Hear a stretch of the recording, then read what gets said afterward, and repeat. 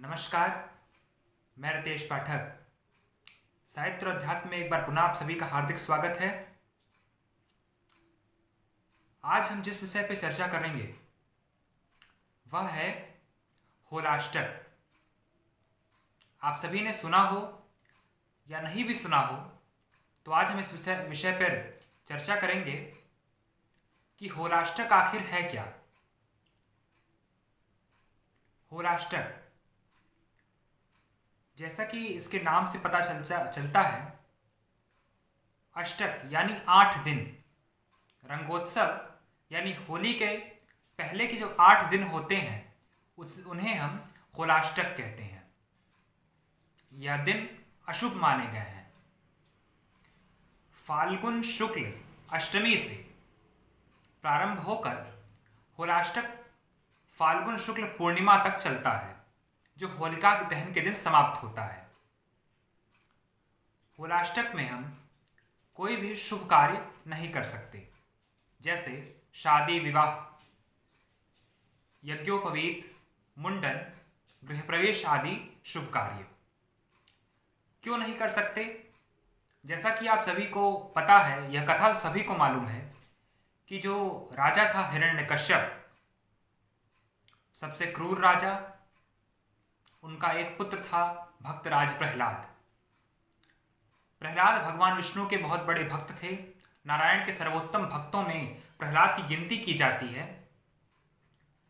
हिरण्यकश्यप उन्हें विष्णु भक्ति से रोकता था, कितनी यातनाएं देता था, किंतु प्रहलाद अपने पद से डगमगाते कभी नहीं थे।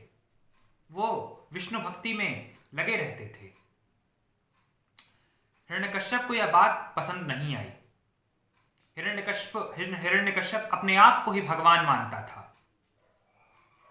जब उसने भक्त प्रहलाद को यह सब करते देखा तो वह अत्यंत रुष्ट हुआ। रुष्ट तो हमेशा भगवान प्रहलाद से रहता था। जब उसने देखा कि अब तो अतिशय हो रहा है, तो उसने भक्त प्रहलाद को विभिन्न यातनाएं देना प्रारंभ किया, जिसमें उसने प्रहलाद को सर्पों से भरे गुफा में भेज दिया और वहां बंद कर दिया। न जाने कितने सर्पों ने प्रहलाद को काटा, पर विष्णु भक्ति का जो प्रेम था उसके आगे किसी भी सर्प का विष काम नहीं आया। फिर उसने बहुत बड़ी पहाड़ी से प्रहलाद को नीचे फेंक दिया खाई में, लेकिन इतनी निष्ठा के साथ प्रहलाद अपनी विष्णु उपासना कर रहे थे कि साक्षात भगवान आके उन्हें बचा लिए, अपने गोद में ले लिए। ऐसी विभिन्न यातनाएं हिरण्यकश्यप प्रहलाद को देता था।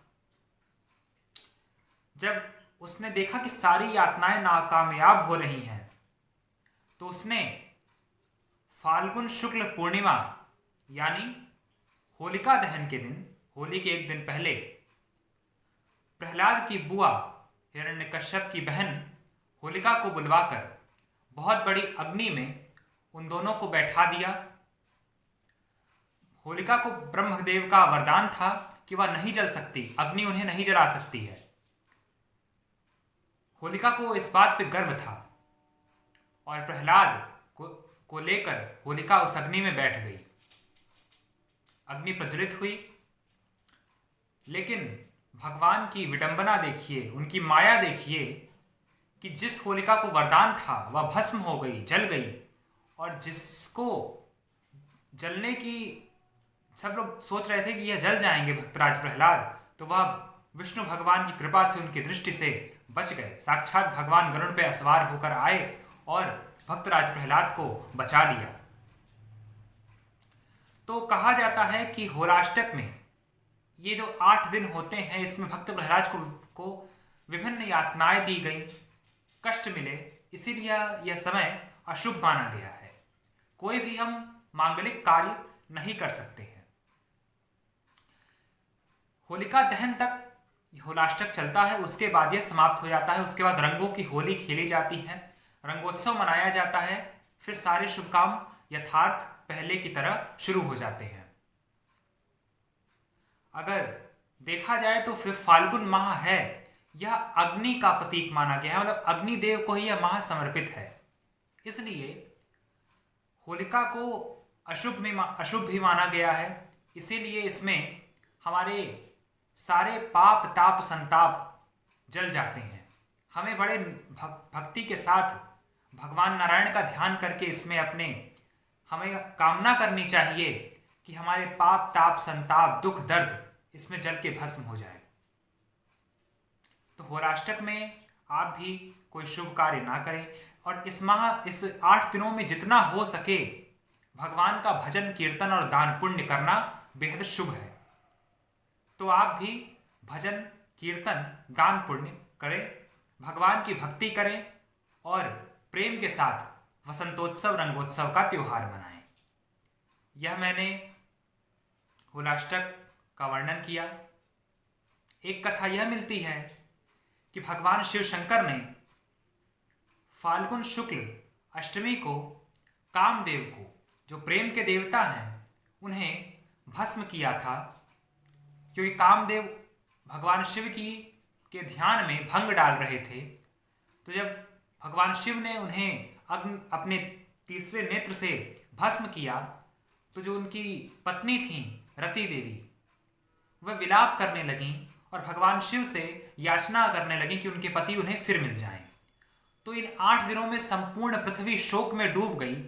इसी कारण से होलाष्टक कहा जाता है। इससे जुड़ी विभिन्न कथाएं हैं, लेकिन जो सबसे प्रचलित कथा है वह होलिका वाली है, होलिका दहन की कथा है।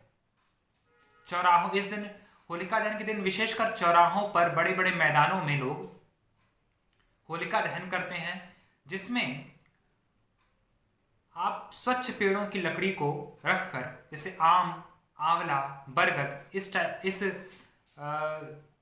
टाइप की लकड़ियों को रखकर आप दहन कर सकते हैं।